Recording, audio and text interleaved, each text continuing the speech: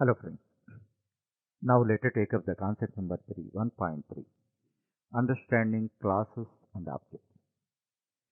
Java is a true object-oriented programming language. In any object-oriented programming language, object is the building block. This means by using objects, we construct a program. That point you have to understand. Then, initially, you must understand what is an object. Actually, in view of object-oriented programming, everything, every real thing in the world is an object. I am an object, you are an object, a car is an object, a tree is an object, a bird is an object, a book is an object, a marks report is an object, a bank account is an object. Everything, every physical thing or data element is an object. You have to understand object in a broader way. Now, how results are generated? Why we write programs to generate results? How results are generated? Actually, now I am a teacher. I am an object. You are a student. You are another object. We are interacting. By this interaction, you are generating a result. What is that? In the same manner, a car is an object. A driver is another object. A driver object interacts with the car to generate a result. A viewer is an object and a TV is an object. So, a viewer interacts with a TV and generates results. A bank customer is an object. He interacts with a bank account, which is another object, to generate results. In this manner, you have to understand in a broader way. Simply one point you draw.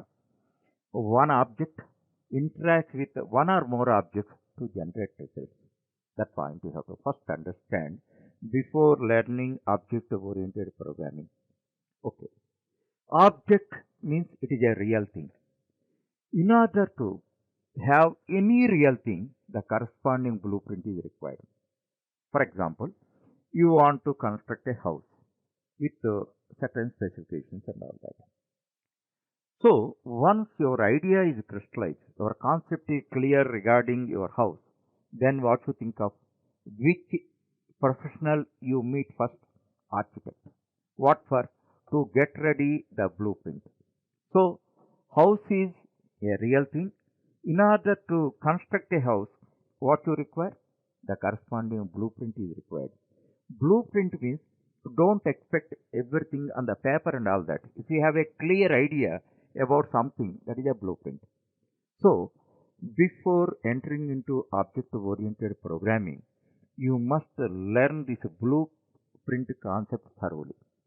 So, for that purpose, I come from the inception. Now, without having knowledge over that, you are behaving in the same fashion. For everything, first you are getting blueprint ready, thereafter you are implementing. How that is? Just with a simple example, I will give you. Now, I ask you to display your age on the monitor screen. For that purpose, one simple statement you are writing. This is the age. Age is a real thing. Age is a real thing. Real thing is 20. In order to write this variable declaration statement, how you are starting? You are starting with int. Actually, what is the role of int here? Age is the real thing. In that you want to store this. Now you want to store 20. Now, why you have taken int? What is the relation between int and age? If you think, you can understand the blueprint concept well. Because if you know little programming, because if you start from C language or any language, first you start with the variable declaration statement. So, this is the real thing. What is the relation? Actually, you call it as a data type and you call this one as a variable. Understand? What is data type? In my view, data type is nothing but a blueprint. How it is a blueprint, I tell you.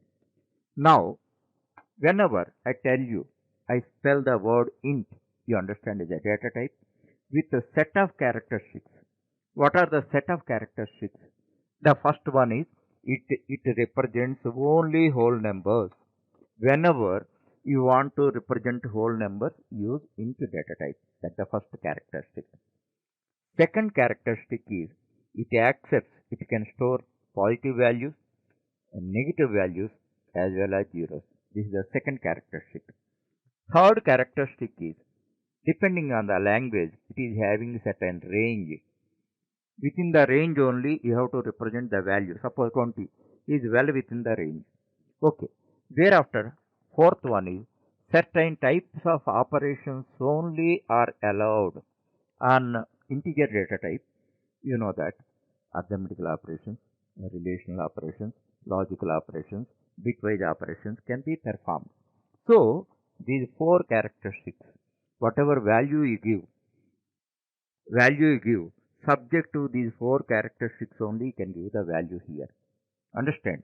So, that is called nothing but blueprint. So, first you think of yes, thereafter you think of int. Int, that is blueprint. First you think of house, thereafter you think of blueprint. But in implementation, first you write blueprint, thereafter real thing. Real thing.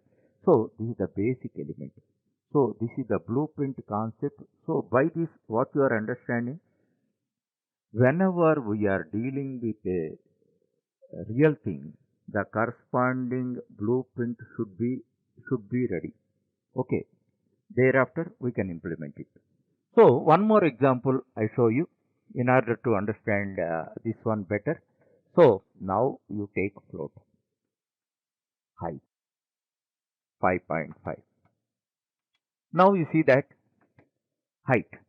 Why you have taken float? Height means normally it represents a fractional number. Today your height may be 5, exactly 5.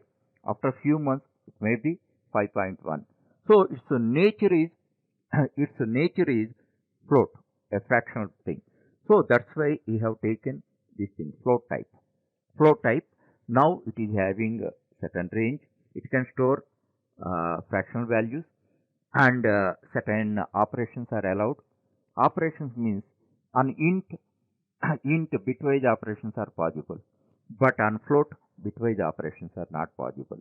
Like that, whenever we want a real thing, we want the corresponding blueprint first, thereafter real thing. Okay, first that is the importance of blueprint. After understanding blueprint, I have to extend it. What you call it? This is variable. In these variables, int, float, char, etc., what we are able to do, we are able to store a single value. A single value. For this purpose, we are using primitive data types. Primitive data types means int, long, float, double, char, etc. are the primitive data types, and the type of variables we are declaring, we can store maximum one value in that. Okay. But in real life scenario, several data items used. It may be a single data item but consists of number of items. Just for example, you take your date of birth. Your date of birth is correct. Date of birth or is not correct. But date of now your age 20 single value. What about date of birth? Suppose it is like this 15 05 and 1999. Now we see it consists of three values, but it is one unit only. One unit only. Date of birth is, but it should be represented as single unit. Single unit. This is also a single unit, single value. There is no issue. Single unit, multiple values. One more example I give you. Biodata. You prepare your biodata. Your biodata consists of several items. Several items. So, but biodata is, it consists of number of items. That point you have to understand. So, for this purpose, primitive data types are not suitable. What are required? We have to define user-defined data types. User defined data types. So user defined data type is class.